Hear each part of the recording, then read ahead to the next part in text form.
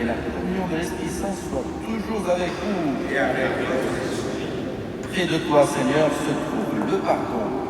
Nous sommes dans cette belle église, bienvenue à la Madeleine. Nous demandons le pardon du Seigneur au début de la cérémonie pour entrer dans cette Eucharistie avec un cœur pur, une conscience tranquille.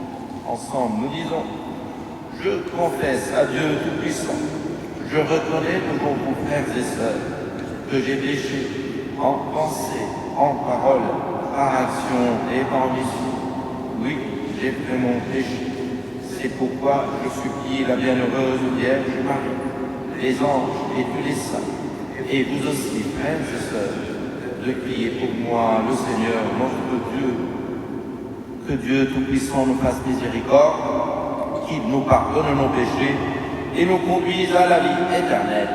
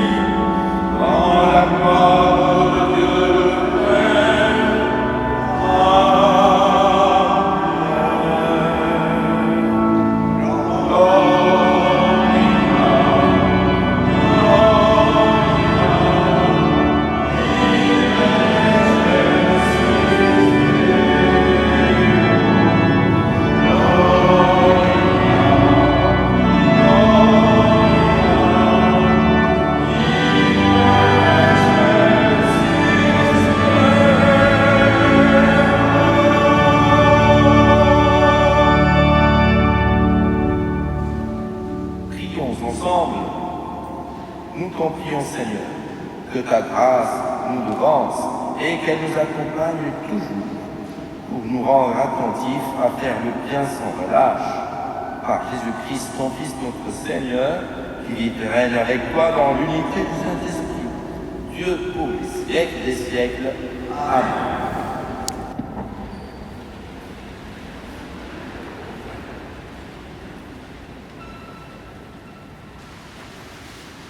Lecture du deuxième livre des rois. En ces jours-là, le général syrien Naaman, qui était lépreux, descendit jusqu'au Jourdain et s'y plongea 7 fois pour obéir à la parole d'Élisée, l'homme de Dieu.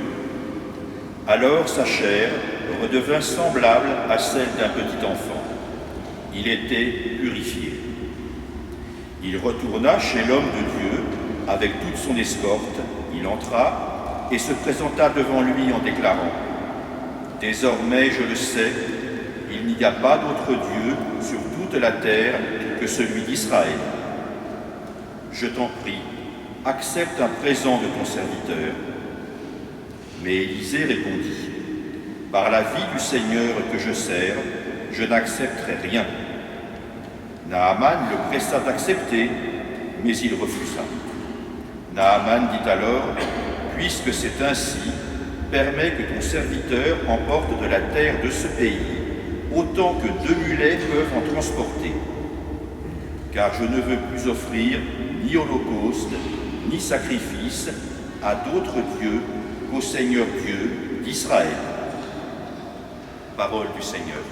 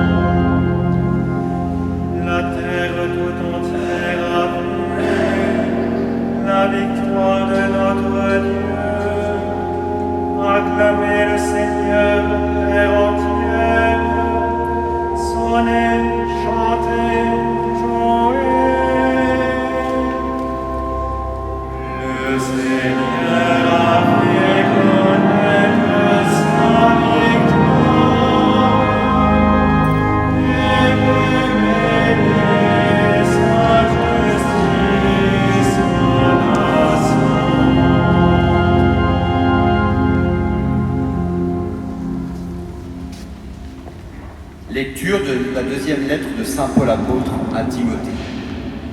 Bien-aimé, souviens-toi de Jésus-Christ, ressuscité d'entre les morts, le descendant de David. Voilà mon évangile. C'est pour lui que j'endure la souffrance, jusqu'à être enchaîné comme un malfaiteur. Mais on n'enchaîne pas la parole de Dieu. C'est pourquoi je supporte tous ceux que Dieu a choisis, afin qu'ils obtiennent eux aussi le salut qui est dans le Christ Jésus, avec la gloire éternelle. Voici une parole digne de foi. Si nous sommes morts avec lui, nous vivrons. Si nous supportons l'épreuve, avec lui, nous régnerons. Si nous le rejetons, lui aussi nous rejettera. Si nous manquons de foi, lui reste fidèle à sa parole, car il ne peut se rejeter lui-même. Parole du Seigneur.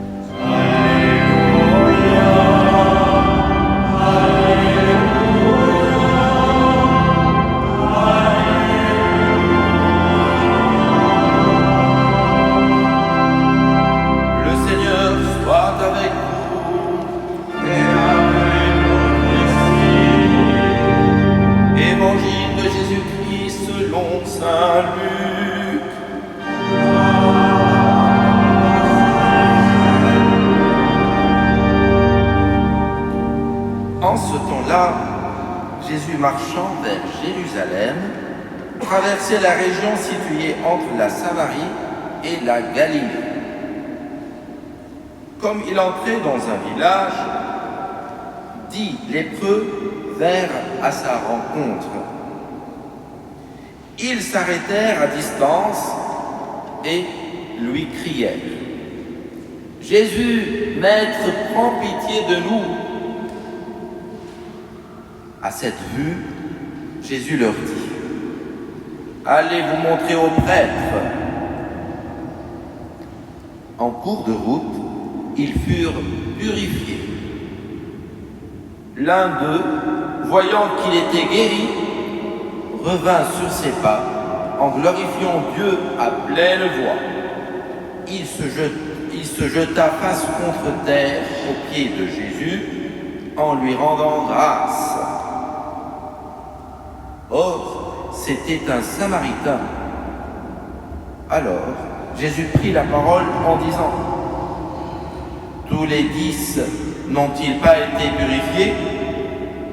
Les 9 autres, où sont-ils ? » Il ne s'est trouvé parmi eux que cet étranger pour revenir sur ses pas et rendre gloire à Dieu. Jésus lui dit : « Relève-toi et va, ta foi t'a sauvé. » Acclamons la parole de Dieu.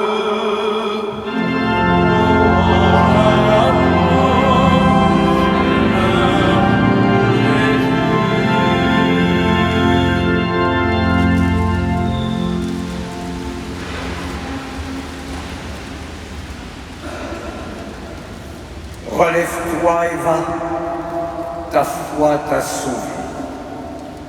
La liturgie de la parole ce soir nous montre l'œuvre de la foi dans nos vies. Tout d'abord, la guérison du général Naaman. Il obéit à la parole de l'homme de Dieu, Élisée, parole un peu étrange, mais il se plonge cette fois dans le Jourdain. Et il est guéri de sa lèpre. L'obéissance de la foi produit toujours des merveilles. Abraham obéit, Joseph obéit, la Vierge Marie obéit. Il ne suffit pas d'écouter, il faut obéir à l'école du Christ qui, lui, fut obéissant jusqu'à mourir sur une croix. Ainsi, la première œuvre de la foi, c'est bien le salut. Guérison pour Marie et Joseph, le don de l'enfant Dieu, et sur la croix, la victoire sur la mort. D'ailleurs, saint Paul à Timothée nous donne le cœur de notre foi. On l'a chanté. Souviens-toi de Jésus-Christ ressuscité d'entre les morts, le descendant de David. Voilà notre évangile. Saint Paul veut faire le lien entre l'Ancien Testament et le Christ, descendant de David, qui récapitule toute l'histoire du peuple élu et qui répond à son attente. Le Christ est le prophète par excellence, le roi de l'univers et l'unique grand prêtre. C'est pourquoi il est le Messie, puisqu'il est prêtre, prophète et roi. Enfin, la passion, la souffrance, la mort et la résurrection reprennent justement les chants du serviteur souffrant d'Isaïe. Alors, si nous croyons que le Christ est ressuscité, sommes-nous prêts à mettre nos pas dans les siens? La foi, elle nous met en marche. Elle nous accompagne tout au long de notre vie terrestre. Nous avons déjà dit combien l'évangélisation est difficile. Mais ce dont nous sommes sûrs, c'est qu'on n'enchaîne pas la parole de Dieu. D'ailleurs, rappelez-vous, le jour des rameaux, lors de l'entrée solennelle de Jésus à Jérusalem, on lui demande de faire taire ses disciples. Et il ajoute, je vous le dis, si eux se taisent, les pierres crieront. C'est vrai que nous devons être habités par la parole de Dieu. Le Christ même nous invite à y demeurer. Et pour cela, il nous faut la méditer, c'est-à-dire se laisser travailler en profondeur pour qu'elle s'incarne en nous. Naturellement, nous ne sommes pas la mère de Dieu, mais notre vie laissera transparaître le ressuscité. Quelle est cette parole digne de foi qui nous transfigure? Eh bien, il s'agit d'abord de mourir avec le Christ pour mieux vivre. Il y en a qui attendent, qui restent sur le mot mourir. Mais non, si on meurt, c'est pour mieux vivre. Mieux vivre en lui. Donc il ne s'agit pas d'un suicide. Il s'agit de réaliser la parole de Dieu. Ce n'est plus moi qui vis, c'est Christ qui vit en moi. Ensuite, il nous faut supporter l'épreuve pour régner. N'oubliez pas que vous croyez en un Messie crucifié. Scandale et folie pour nos contemporains. La pauvreté de notre Dieu, elle est devenue richesse, parce que la mort, elle est désormais vaincue. La mort, c'est une entrée dans la vie. Enfin, si nous manquons de foi, lui, je l'ai vu, restera fidèle à sa parole. Voilà l'amour miséricordieux. Le Christ y connaît notre fragilité. Il sait bien que notre foi, elle est toute petite, mais lui sera fidèle non seulement à sa foi, mais à chacun d'entre nous. Voilà l'espérance. Oui, relève-toi et va, ta foi t'a sauvé.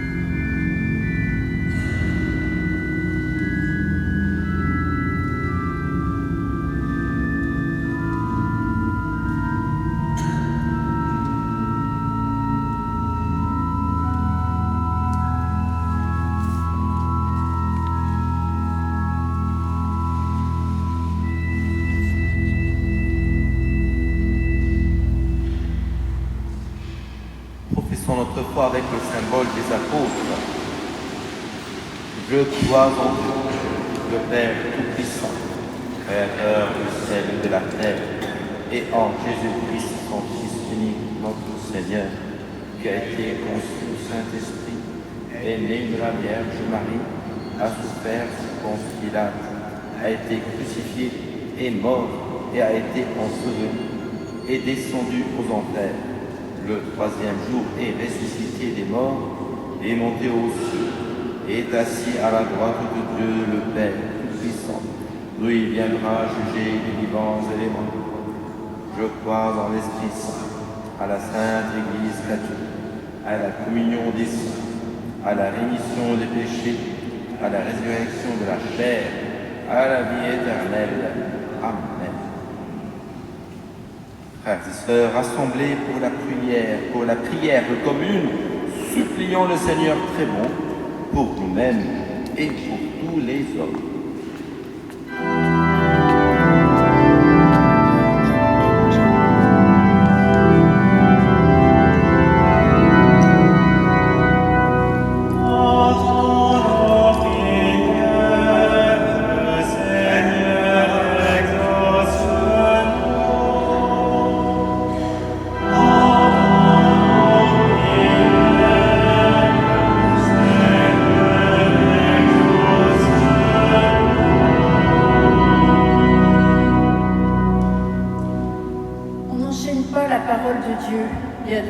Saint Paul, que notre communauté paroissiale vive de la parole de Dieu. Seigneur, nous te prions.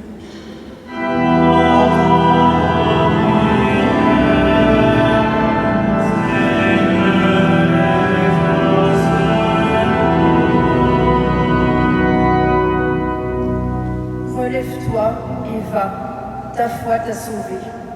Dans notre monde où les points de repère bougent sans cesse, nous avons besoin d'une foi de plus en plus grandissante. Seigneur, nous te prions.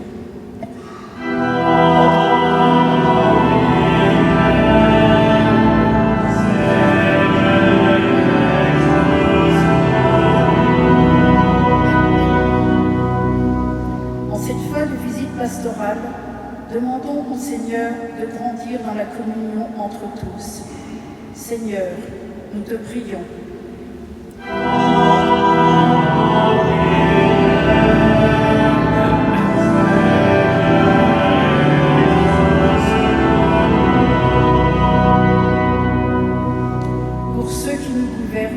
Qu'ils soient des acteurs de paix et d'unité. Seigneur, nous te prions.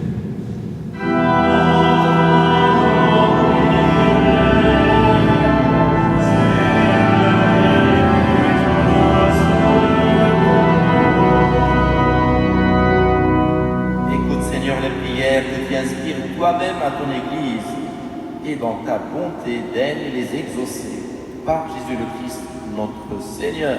Amen.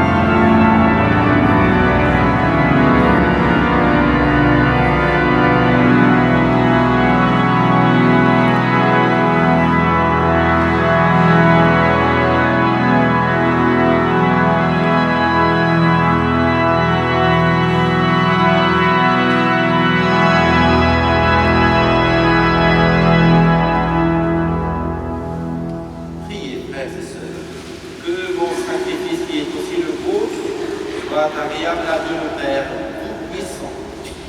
Que le Seigneur soit de nos mains. Sacrifice à la louange, à la gloire de son nom, pour notre bien et celui de toute l'Église. Avec l'offrande de ce sacrifice, accueille Seigneur les prières de tes fidèles, que cette liturgie célébrée avec ferveur nous fasse parvenir à la gloire du ciel par Jésus le Christ notre Seigneur. Amen. Le Seigneur soit avec vous Et avec votre esprit, élevons notre cœur, nous nous tournons vers le Seigneur. rendons grâce au Seigneur notre Dieu. Cela est juste et bon. Vraiment, il est juste et bon, pour ta gloire et notre salut, de t'offrir notre action de grâce toujours et en tout lieu. Seigneur, Père très saint, Dieu éternel et tout-puissant, c'est en toi que nous sont donnés la vie, le mouvement et l'être. Dans notre corps, nous éprouvons chaque jour les effets de ta tendresse, et nous avons déjà la promesse de la vie éternelle. Nous avons reçu les premiers dons de l'Esprit, par qui tu as ressuscité Jésus d'entre les morts. Et nous tenons cette espérance que vive à jamais en nous le mystère de Pâques. C'est pourquoi nous te saluons avec tous les anges, et dans la joie nous te célébrons en proclamant.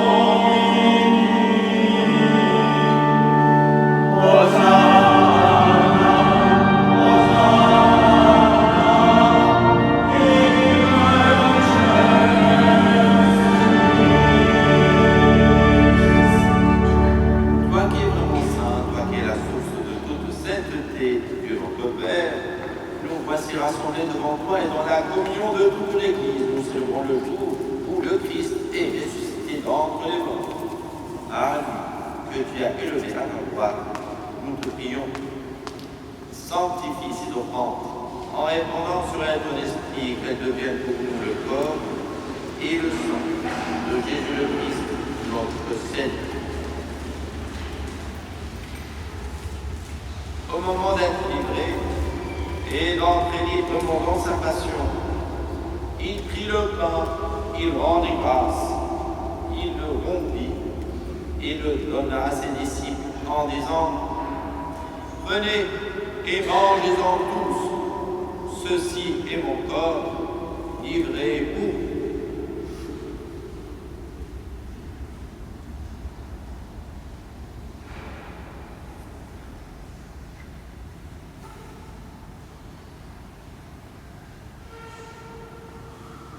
De même, après le repas, il prit la coupe, de nouveau il rendit grâce et la donna à ses disciples en disant : « Prenez et buvez-en tous, car ceci est la coupe de mon sang, le sang de l'alliance nouvelle et éternelle, qui sera versé pour vous et pour la multitude en rémission des péchés.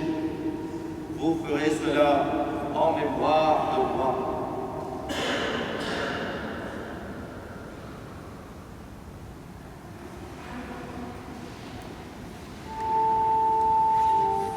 Proclamons le mystère de la foi. Gloire à toi,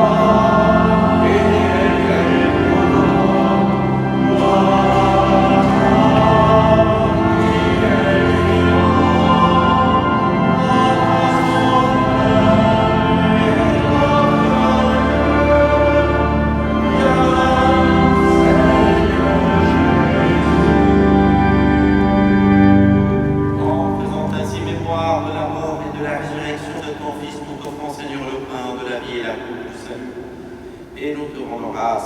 car tu nous as estimés dignes de nous tenir devant toi pour te servir.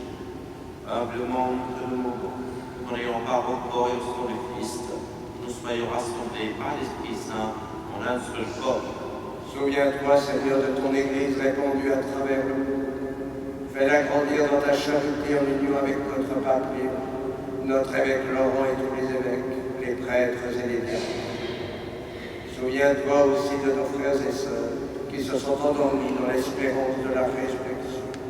Nous te confions Nicasia, Gamboa, Flores. Et souviens-toi dans ta miséricorde de tous les défunts. Accueille-les dans la lumière de ton visage. Sur nous tous, enfin, nous implorons ta main. Permets qu'avec la Vierge Marie, la bienheureuse Mère de Dieu, avec Saint Joseph, son époux, les apôtres, Sainte Marie-Madeleine et tous les saints qui ont fait ta joie au long des âges, nous ayons part à la vie éternelle et que nous chantions ta louange et ta gloire par ton Fils Jésus-Christ. Par lui, avec lui et en lui.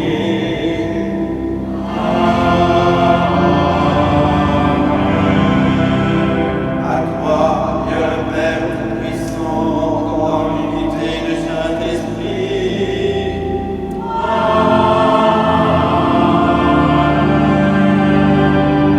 Toute honneur et toute gloire pour les siècles des siècles.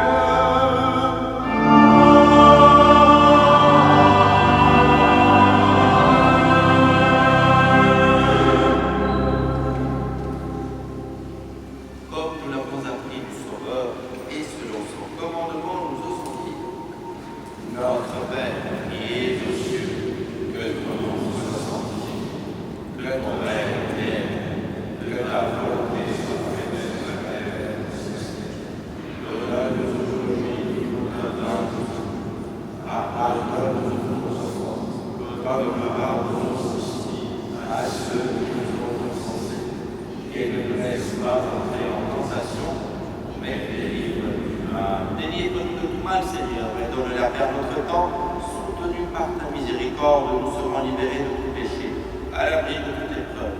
Nous qui attendons que se réalise cette bienheureuse espérance, l'avènement de Jésus-Christ, notre Sauveur. Car c'est à toi qu'appartient le règne, la puissance et la gloire, pour les siècles des siècles. Seigneur Jésus-Christ, tu as dit à tes apôtres: je vous laisse la paix, je vous donne ma paix. Ne regarde pas nos péchés, mais la foi de ton Église.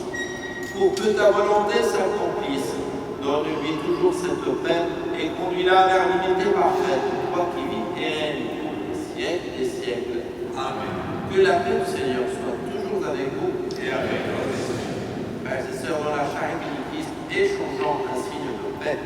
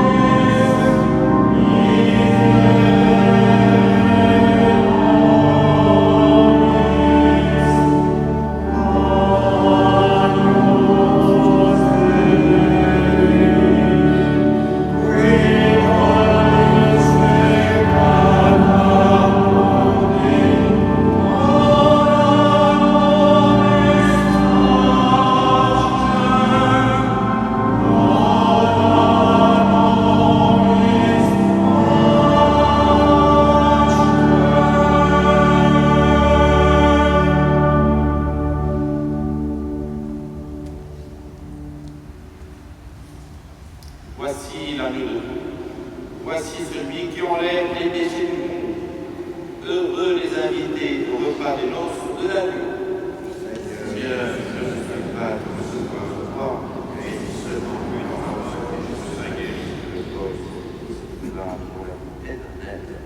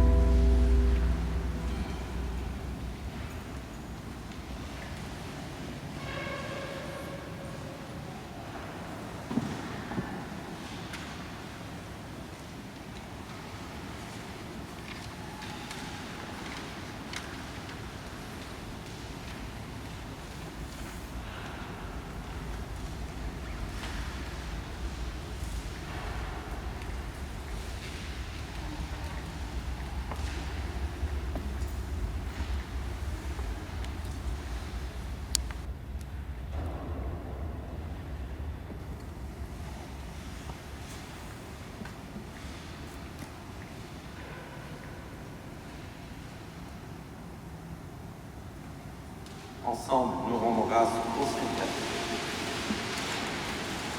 Seigneur, Dieu de majesté, nous t'en supplions humblement, puisque tu nous as nourris du corps et du sang très saint. Rends-nous participants de la nature divine par Jésus le Christ, notre Seigneur. Amen. Si vous souhaitez, vous pouvez prendre la feuille de liturgie. Je vous rappelle, on a déjà annoncé les prochaines conférences que je ferai à partir du 9 novembre. Donc vous avez le temps, c'est après les vacances scolaires. Et donc, nous pourrons évoquer des belles figures de sainteté. Le Seigneur soit avec vous. Et avec vous. Que Dieu Tout-Puissant vous bénisse. Le Père, le Fils et le Saint-Esprit. Amen. Allez et demeurez dans la paix de Christ. Nous rendons grâce à Dieu et nous nous tournons vers Notre-Dame, la Reine du ciel.